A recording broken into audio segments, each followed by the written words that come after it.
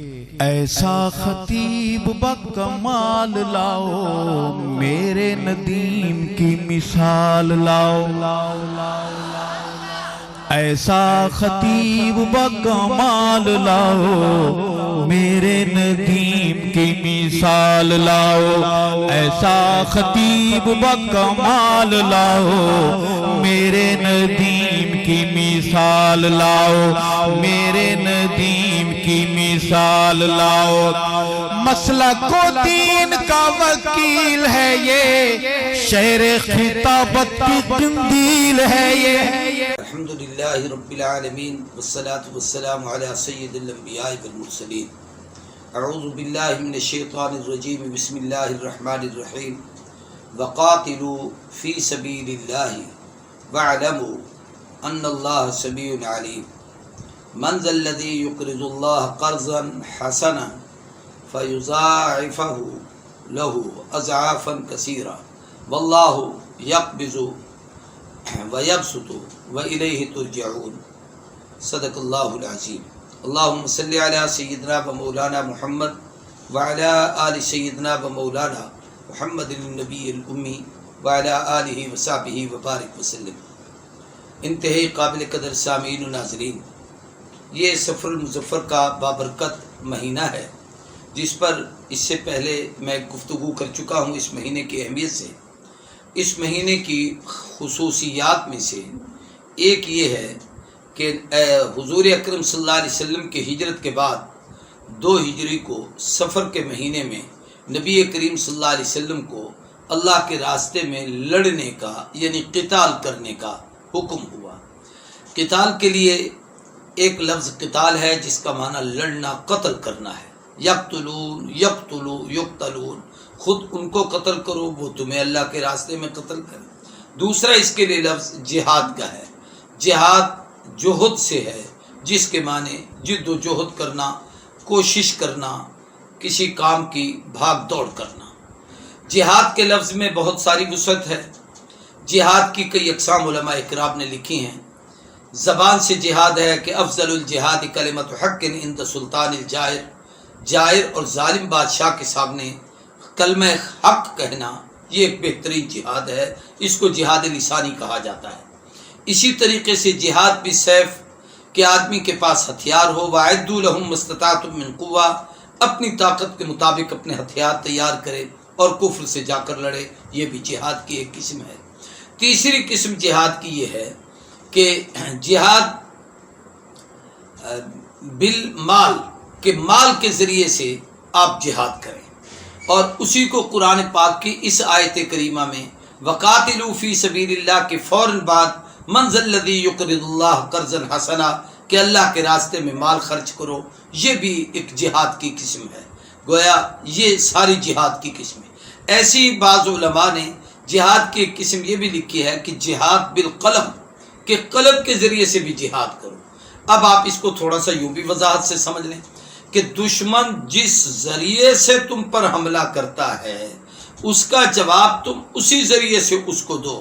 مثال کے طور پر دشمن مال خرچ کر کے مسلمانوں کی عزت و آبرو پہ حملہ کرنا چاہتا ہے تو آپ بھی اپنے مال کا جہاد کریں، مال خرچ کر کے مسلمانوں کی عزت و آبرو بچائیں، اور کافروں کے ساتھ لین دین اور تعلقات اور معاملات اور ان سے پیسہ لینا، سود پر اٹھانا، اس سے مسلمانوں کو روکیں اور آپ ان کے ساتھ ہمدردی کریں، یا آپ جہاد بالمال کر رہے ہیں۔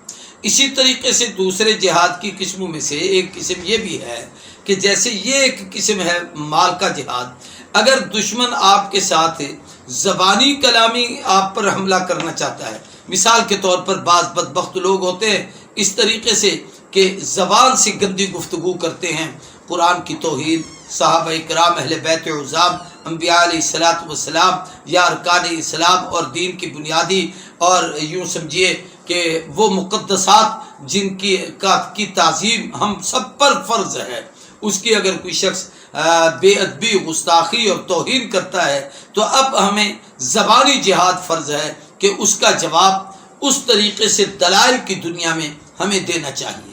اسی طریقے سے اگر کوئی شخص قلمی لحاظ سے ہمارے اوپر شب خون مارتا ہے، کوئی ایسی تحریر لکھتا ہے جس سے مسلمانوں کو تکلیف پہنچائی جاتی ہے تو اس کے جواب میں ہمارے جو صاحب قلم لوگ ہیں، جن کو اللہ نے لکھنے کی قوت اور طاقت عطا کی ہے، جس میں ہمارے ہزاروں علماء، مشائخ، محققین، مجتہدین، محدثین، فقہاء، علماء، مفسرین، جن لوگوں نے محدثین کتابیں لکھی ہیں، تفسیریں لکھی ہیں، حدیثیں لکھی ہیں اور ان اشکالات کے جوابات دیے ہیں، سوالوں کے جواب لکھے ہیں، یہ جہاد کی وہ قسم ہے جو جہاد قلمی کہلاتی ہے۔ تو قلم سے جہاد، تلوار سے جہاد، زبان سے جہاد، اسی طریقے سے مال سے جہاد، یہ تمام اقسام جہاد کی ہیں۔ ان میں سے جو جہاد بالسیف ہے، اس کو عربی میں قتال کہا جاتا ہے، اور اس کے لیے قرآن مجید نے مستقل طور پر قتال کے احکامات، قتال کے مسائل، قتال کے سے متعلق وابستہ بہت ساری چیزیں، بلکہ انبیاء علیہ الصلوۃ والسلام کا غیر مسلموں کے ساتھ وہ جو قتال، صحابہ کرام، حضور اکرم صلی اللہ علیہ وسلم نے خود مدنی زندگی میں مدینہ طیبہ میں ہجرت کے بعد یہ 2 ہجری کو سفر میں قتال کا حکم آیا ہے، اور حضور صلی اللہ علیہ وسلم نے 11 ہجری کے اوائل میں، یوں سمجھیے 9 سال میں آپ نے 100 جنگ لڑی ہے، جن میں 27 غزوات وہ ہیں جس میں حضور پر نفس نفیس بحیثیت جرنیل فوج اس کے اندر شریک ہوئے ہیں، اور باقی 72 یا 73 وہ سرایا ہیں جن میں حضور اکرم صلی اللہ علیہ وسلم نے کسی نہ کسی صحابی کو امیر بنا کر بھیجا ہے اور وہ جا کر لڑے ہیں، اور اس دوران پوری دنیا پہ دین غالب ہوا ہے۔ نبی کریم صلی اللہ علیہ وسلم جب مدینہ طیبہ میں آئے تھے تو صرف مدینہ شہر کا ایک وہ حدود اربع تھا، چھوٹی سی ریاست آپ نے قائم کی، لیکن اس جہاد کی برکت سے جو فتوحات کے دروازے کھلے، آقا نے جب دنیا سے پردہ فرمایا اور آپ کا وصال مبارک ہوا، آپ اللہ کے حضور تشریف لے گئے، تو اس وقت 9 لاکھ مربع میل تک اسلامی فتوحات پھیل چکی تھیں۔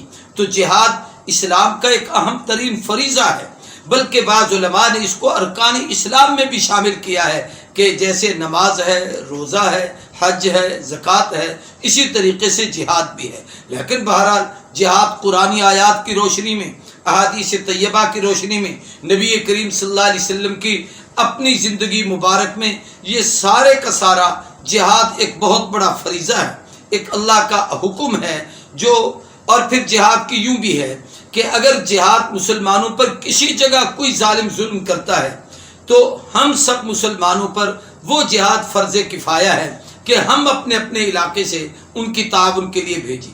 اگر ہم پر کوئی حملہ کرتا ہے تو ہم میں سے ہر مسلمان کو کم از کم اتنا مستعد ہونا، اتنا سیکھنا، اتنی تیاری کرنا کہ ہم اس دشمن کا مقابلہ کر سکیں، یہ ہم سب پر فرض ہے۔ یہ تو تھا جہاد کے حوالے سے ایک چھوٹی سی گفتگو۔ اب جہاد کا حکم کیا ہے؟ اس حکم کے متعلق یہ بات بالکل ذہن سے سمجھیے کہ جو کافر حربی ہے، آپ کے ماتحت نہیں ہے، آپ کی بات نہیں مانتا، آپ کے ملک کے قانون کو نہیں قبول کرتا، آپ کی ریاست کو نہیں قبول کرتا، یہ حربی کافر ہے، اس کے ساتھ لڑنا، قتال کرنا یہ فرض ہے۔ اور جو آپ کے ماتحت ہے، ہاں اس کی جان مال عزت آبرو کی آپ حفاظت فرمائیں۔ فقہائے کرام نے جہاد کی فرضیت پر چند شرائط لکھی ہیں۔ ان میں سب سے پہلی شرط یہ ہے کہ جہاد چونکہ ایک عبادت ہے، کہ تمہیں سے اے مجاہدو دین کا ثبات ہے، شہید کی جو موت ہے وہ قوم کی حیات ہے۔ تو جہاد کے لیے سب سے پہلے مسلمان ہونا ضروری ہے۔ اس کا مطلب یہ ہوا کہ کافروں کے ذمے نہیں کہ وہ ہمارے ساتھ مل کر کسی کے ساتھ جہاد کریں، نہ ان کو کوئی اجر و ثواب ہوگا، چونکہ ایمان نہیں تو جہاد ان کے ذمے نہیں۔ دوسری شرط یہ ہے کہ اس کا مرد ہونا ضروری ہے۔ اس سے پتہ چلتا ہے بوڑھا آدمی، کمزور، بیمار، معذور یا بچے یا عورتیں، ان کو اپنی اس ضرورت کے لیے کہ وہ ان مجاہدین کی مرہم پٹی کریں یا ان کے لیے کوئی کھانے کا نظم کریں یا ان کی چیزوں کی حفاظت کریں، اس طرز کے طور پر تو ان کو لے جانے کی اجازت ہے، لیکن اس طریقے سے کہ وہ جائیں اور لڑیں، اس کے لیے ان کی اجازت نہیں ہے۔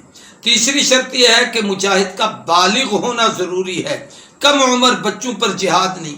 نبی کریم صلی اللہ علیہ وسلم نے بھی 15 سال سے کم عمر کے بچے کو قبول نہیں کیا، لیکن غزوہ بدر میں وہ 2 بچے جو آپس میں دونوں بھائی تھے، ایسے ہی جنگ احد میں 2 بھائی تھے، ان لوگوں نے وہ آپس کی لڑائی لڑی اور چھوٹا بڑے پر غالب آیا تو حضور اکرم صلی اللہ علیہ وسلم نے دونوں کو قبول فرمایا۔ جہاد کے لیے عاقل ہونا ضروری ہے، یعنی پاگل آدمی کے ذمے نہیں، پاگل کسی وقت کچھ بھی کر سکتا ہے، وہ جو چاہے کرے، آپ اس کو کچھ کر نہیں سکتے۔ اس لیے عقل مند ہو، اور وہ ایسا عقل مند ہو کہ اپنے جرنیل، اپنے سپہ سالار اور اپنے کمانڈر کا گویا ماتحت ہو اور اس کی بات کو سمجھے۔ پھر اس کے لیے آزاد ہونا بھی ضروری ہے۔ آزاد سے مراد یہ ہے کہ وہ کسی کا غلام نہ ہو، اگر وہ غلام ہوگا تو وہ تو اپنے مالک کے ماتحت ہوگا۔ اس لیے جہاد کے اندر آزادی بہت ضروری ہے کہ وہ اپنا آزاد ہے، اس کے پاس اپنا ہتھیار ہے، وہ اپنے طور پر تیار ہے، اس کے لیے کسی قسم کی کوئی رکاوٹ نہیں۔ تو مجاہد کے لیے یہ شرائط ہیں۔ چھٹی شرط یہ ہے کہ اس میں استطاعت ہو، لڑنے کی قوت اور طاقت ہو۔ وَأَعِدُّوا لَهُم مَّا اسْتَطَعْتُم مِّن قُوَّةٍ، جتنی طاقت ہے اتنا جہاد کے لیے اسلحہ تیار کرو، اپنی طاقت کے مطابق اس کو سیکھو۔ 1965 کی جنگ میں بھی ہمیں یاد ہے، اور اس کے بعد بھی کئی مقامات پر ہماری پاک فوج کی نگرانی میں پورے ملک کے اندر جانباز فورس بنتی تھی، اور اس میں ماشاءاللہ نوجوان جا کر ٹریننگ سیکھتے تھے اور وہ محنت کرتے تھے، اور اللہ نے اس کے ثمرات ہمیں دیے کہ ہمارے نوجوانوں میں جہاد کی روح پھونکی جاتی ہے۔ اور جہاد کے لیے اسلامی ریاست کے امیر کا حکم یوں نہیں کہ ہر آدمی اپنی مرضی سے جہاد کرنا شروع کر دے۔ اور جہاد کے ہدف کیا ہے؟ سب سے بڑا ہدف یہ ہے کہ اعلاء کلمت اللہ، اللہ کے کلمے کی سربلندی کے لیے آدمی جہاد کرے۔ دوسرا رد العنوان، کہ ظالم اور دشمن اس کا رد، یعنی اس کی زیادتی کو ختم کرنا مقصود ہو۔ اور تیسرا مسلمانوں کی داد رسی اور ان کے ساتھ تعاون مقصود ہو۔ یعنی 3 چیزیں ہیں۔ ایک تو ہمیں اس لیے جہاد کرنا چاہیے کہ اللہ کے دین سر بلند ہو، دوسرا اس لیے جہاد کرنا چاہیے کہ زمین سے ظلم کا خاتمہ ہو، اللہ کی مدد مظلوم کے ساتھ ہے، خواہ کافر کیوں نہ ہو، خدا کا عذاب ظالم پر ہے، خواہ مسلمان کیوں نہ ہو، اور تیسرا یہ کہ مظلومین کی نصرت اور مدد ہمیں کرنی چاہیے۔ یہ جہاد کے دوران ہمارے لیے بہت ضروری ہے۔ اس لیے اقبال مرحوم نے کہا تھا، شہادت ہے مقصود مطلوب مومن، نہ مال غنیمت نہ کشور کشائی، نہ اقتدار اور دولت کی ہوس مقصود ہے اور نہ مال مقصود ہے، بلکہ یہ مومن کا اصل مقصد تو اللہ کے راستے میں جان دینا ہے یا پھر اعلاء کلمت اللہ ہے۔ اب جہاد کی فضیلت کے حوالے سے میں 2-3 باتیں آپ کے سامنے عرض کرنا چاہتا ہوں۔ قرآن پاک میں مختلف مقامات پر، بلکہ پورے قرآن پاک میں سورہ صف جہاد کے حوالے سے ہے۔ مدنی صورتوں میں جہاد کا تذکرہ ہے۔ یا ایھا الذین آمنوا هل ادلکم علی تجارۃ تنجیکم من عذاب علیم، باقاعدہ وہاں جہاد کے احکامات ہیں۔ یہ آیت کریمہ جو میں نے پڑھی یہ بھی جہاد کے حوالے سے ہے۔ سینکڑوں آیتیں، بلکہ بعض علماء نے تو ہر صورت کی اکثر احکامات میں جہاد کے مسائل کا استنباط کر کے کئی جلدوں پر اس پر کتابیں لکھتی ہیں جن سے جہاد کے احکامات سمجھ میں آتے ہیں۔ لیکن کچھ احادیث مبارکہ جو میں بطور نمونہ آپ کے سامنے عرض کرتا ہوں۔ سیدنا علی کرم اللہ وجہہ نے ارشاد فرمایا کہ نبی کریم صلی اللہ علیہ وسلم سے بات میں نے سنی کہ آپ سے پوچھا گیا کہ ایو عمل افضل، سب سے اچھا اور افضل عمل کون سا ہے؟ تو آپ نے فرمایا سب سے بہتر عمل، افضل العمل الجہاد فی سبیل اللہ، اللہ کے راستے میں جہاد کرنا، یہ سب سے بہتر عمل ہے۔ جناب سیدنا انس رضی اللہ تعالیٰ عنہ فرماتے ہیں کہ نبی کریم صلی اللہ علیہ وسلم نے فرمایا جو شخص اللہ کے راستے میں جہاد کرتا ہے تو اللہ فرماتے ہیں کہ اب مجھ پر اس کی ذمہ داری ہے، اگر جہاد کے دوران میں اس کی روح قبض کروں گا تو یہ جنت کا وارث بنے گا، کہ یغفر للشہید کل ذنب الا الدین، اس کے تمام گناہ معاف کر دیے جاتے ہیں سوائے قرض کے، اور اگر یہ بچ کر واپس آتا ہے تو میں اس کو مال غنیمت بھی دوں گا اور اس کو اجر و ثواب بھی ملے گا۔ اسی طریقے سے ایک روایت اور ہے جس کو امام ترمذی نے نقل کیا ہے کہ نبی کریم صلی اللہ علیہ وسلم نے فرمایا جو شخص اللہ کے راستے میں جہاد کرتے ہوئے خرچ کرتا ہے ایک کے بدلے 700 گنا کا اجر ملتا ہے۔ اور اس آیت کریمہ کو دیکھیں، من یقرض اللہ قرضا حسنا، اس میں اللہ کہتے ہیں جو مجھے قرض حسنا دے، قرض حسنہ اس مال کو کہا جاتا ہے جس کی واپسی کی کوئی توقع نہ رکھی جائے کہ ہوگا تو دیں گے، اور اللہ کہتا ہے جو مجھے دیتا ہے میں اس کو واپس کروں گا، لیکن ایسے نہیں کہ فَيُضَاعِفَهُ لَهُ، بڑھا چڑھا کر دوں گا، اضعافاً کثیرہ، کئی گنا۔ یوں عام آدمی ایک نیکی کرے تو 1 کے 10 کا اجر ملتا ہے، اور جہاد میں اگر 1 روپے خرچ کرے 700 گنا کا اجر ملتا ہے۔ اور پھر قرآن پاک میں آگے ایک اور مقام پر ہے کہ اللہ فرماتے ہیں کہ اللہ تبارک و تعالی جس کے لیے چاہتے ہیں اس کو 700 گنا بھی دیتے ہیں۔ پھر واللہ یضاعف لمن یشاء، جس کو اللہ چاہے اور زیادہ دوہرا کرتے ہیں تو وہ 1400 تک پہنچ جائے گا، پھر اللہ تبارک و تعالیٰ اس میں اور بڑھائیں تو وہ ہزاروں تک اس کا حساب پہنچ جاتا ہے۔ اسی طریقے سے ارشاد فرمایا کہ اللہ کے راستے میں جو آدمی کھڑا ہوتا ہے جہاد کے لیے، راتوں کو جاگتا ہے، 70 سال تک نماز نفلی پڑھتا رہے، اس سے اللہ کے راستے میں 1 دن کا مسلمانوں کا یہ جہاد یہ اس سے زیادہ فضیلت رکھتا ہے اور بڑی عظمت اور سعادت کی بات ہے۔ حضور نے صحابہ کو فرمایا جہاد کیا کرو، اس کی برکت سے تمہیں 2 چیزیں ملیں گی۔ ایک تو تمہارے اندر صحت ہوگی کہ مجاہد دوڑتا ہے، بھاگتا ہے، اسلحہ اٹھاتا ہے، اس کا خون گرم رہتا ہے، دوڑ لگاتا ہے۔ دوسرا فرمایا تمہیں مال غنیمت ملے گا، کفر تم سے مرعوب ہوگا، دشمن ڈرے گا، بھاگے گا، مال چھوڑ کے جائے گا۔ ابھی 6 ستمبر گزرا ہے، اس کی گفتگو میں نے آپ کو بتایا تھا کہ چونڈا سیالکوٹ کے بارڈر پر مسلمانوں نے جس حوصلے، ہمت اور جرأت سے لڑے کہ وہاں پر ٹینکوں کو تباہ و برباد کر دیا، اور جناب ایسا بہت بڑا مقابلہ کیا کہ دشمن اپنے ٹینک چھوڑ کے بھاگ گیا۔ تو یہ مسلمانوں کے اندر اللہ تبارک و تعالیٰ ان کو مال غنیمت عطا فرماتے ہیں۔ فرمایا جس شخص نے اللہ کے راستے میں ایک تیر پھینکا تو یہ سمجھو کہ وہ تیر قیامت کے دن اس کے لیے نور اور روشنی ہوگی۔ تو یہ جہاد کے وہ فضائل ہیں جو جناب سرور کونین نبی کریم صلی اللہ علیہ وآلہ وسلم نے ارشاد فرمائے۔ اس لیے ہمیں اللہ کے راستے میں، میں اس پر ایک بات اور عرض کروں گا، جہاد کے لیے مستعد ہونا چاہیے۔ ہم ایک اسلامی ریاست میں رہتے ہیں پاکستان میں، اور ہماری پاک افواج امت مسلمہ میں مضبوط ترین فوج ہے، اپنے دفاع کے حوالے سے، دشمن کے ساتھ لڑنے کے حوالے سے، قوت کے حوالے سے۔ اور ہمارا ایک بہت بڑا بارڈر جو انڈیا کے ساتھ ملحق ہے، یہاں پر پوری رات ہماری فوج جاگتی ہے، ساری رات وہ پہرا دیتے ہیں۔ میں قسم اٹھاؤں تو ہاں نہیں ہوں گا کہ وہ آنکھیں ہیں جن پر خدا نے جہنم کی آگ کو حرام کیا ہے، یہ وہ جسم ہیں جو راتوں کو جاگتے ہیں اور شہادت کی تمنا کرتے ہیں اور التجا کرتے ہیں۔ تو نبی کریم صلی اللہ علیہ وسلم نے بھی صحابہ میں وہی روح پھونکی تھی، یہی وجہ تھی کہ 313 ہزاروں سے لڑ پڑے تھے۔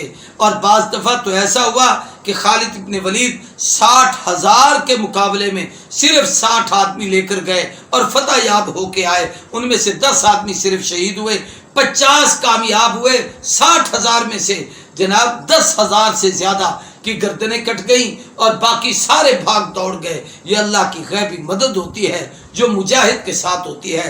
اللہ تبارک و تعالی ہم سب کو اس حقیقت کو سمجھنے کی توفیق عطا فرمائے، اور ہم اپنے مجاہدین کے لیے جو ہماری ملک کی سرحدوں کی حفاظت کرتے ہیں، قوم کی حفاظت کرتے ہیں، وطن کی حفاظت کرتے ہیں، ان کے لیے ہم دعا گو ہیں۔ اللہ تبارک و تعالیٰ ان کی حفاظت فرمائے، ان کی جان، مال، ایمان، عزت، آبرو، ان میں وحدت، تنظیم، اتحاد اور جہاد فی سبیل اللہ کی جو اللہ نے روح پھونکی ہے اس میں مزید اضافہ کرے۔ وآخر دعوانا الحمدللہ رب العالمین۔